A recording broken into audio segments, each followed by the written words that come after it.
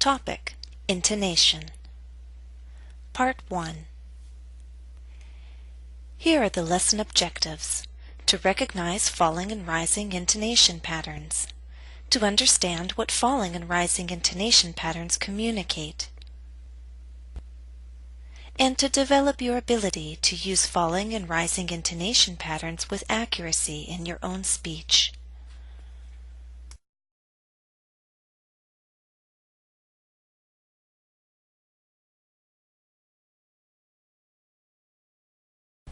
In this lesson, we're going to study intonation.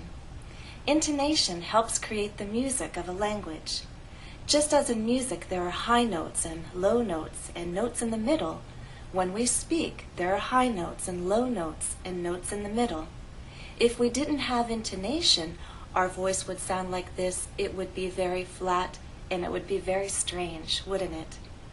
With intonation, you can understand speakers' feelings. You can understand their attitudes. You can understand if they're asking you a question or if they're done speaking and you can say something in response. In short, intonation is necessary in communication. You need to understand it so that people can communicate to you, and you need to be able to use intonation so that you can communicate back to them.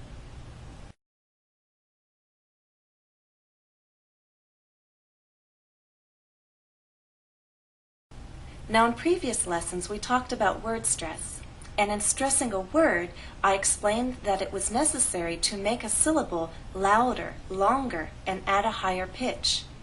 So you may be wondering right now, what's the difference? Before, we were talking about making our voice go higher in a word, and now we're also talking about making our voice go high or keeping it low. Well, word stress is exactly that, stress within a word.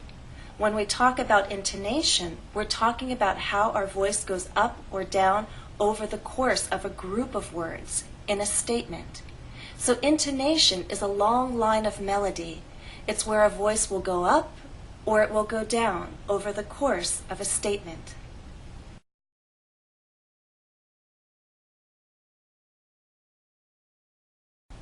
In English, we can talk about different intonation patterns.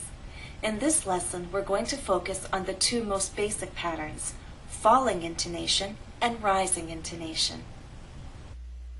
Falling intonation. What is it? What does it communicate? Falling intonation is a pattern in which your voice falls to a low pitch by the end of a thought group or statement. It communicates certainty, finality. You are telling a fact and/or you believe you are right. It also communicates completion. You are done speaking. Your listener can now respond. That response could be in words, it could be in actions. That's why falling intonation is used in commands and directions.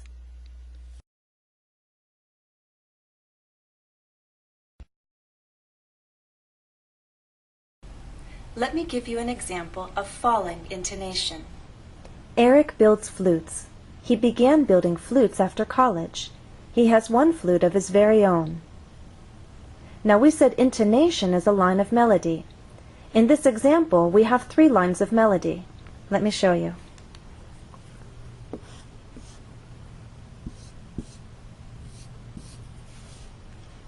You can see that my 3 lines of melody are 3 sentences. 3 thought groups. Now we could break the last 2 sentences into shorter thought groups. We could pause again here before after, and perhaps here before of, but that wouldn't change the fact that overall in those lines of melody we will have falling intonation. And that's because we're dealing with statements. We're not asking questions, and we're certain of the information that we're giving. These are factual statements.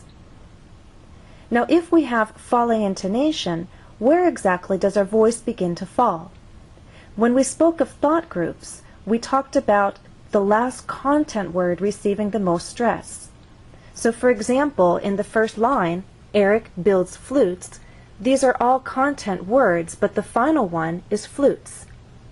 When we speak of intonation, it's that same final content word that will be the point where the melody changes. So overall, our voice is going to stay here and then drop down on flutes, our final content word. And flutes has only one syllable, so we need to slide down.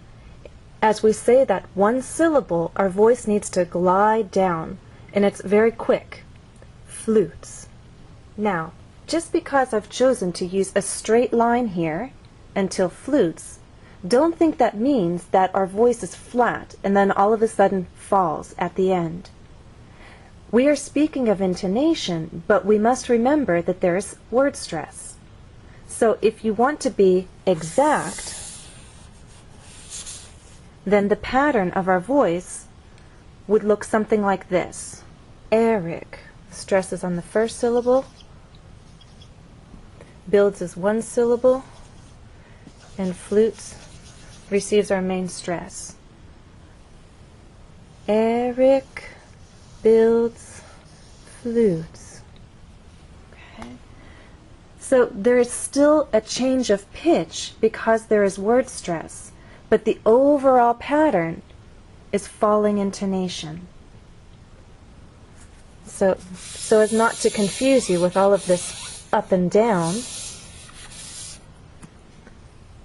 I'm simply going to draw that straight line and then show how our voice falls at the end of the statement on flutes.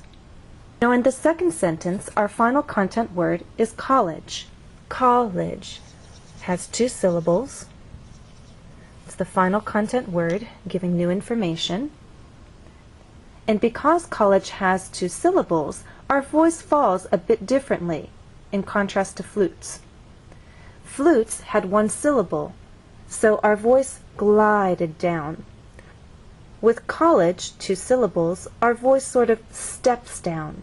College, from one level to the next, from a higher level to a lower level.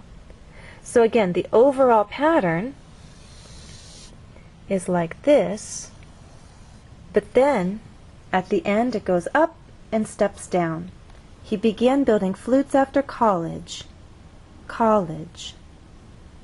In the last line, our final content word giving new information is own. And like flutes, it's one syllable. So the overall pattern stays the same till the end, and on that final content word, our voice will glide down. Own.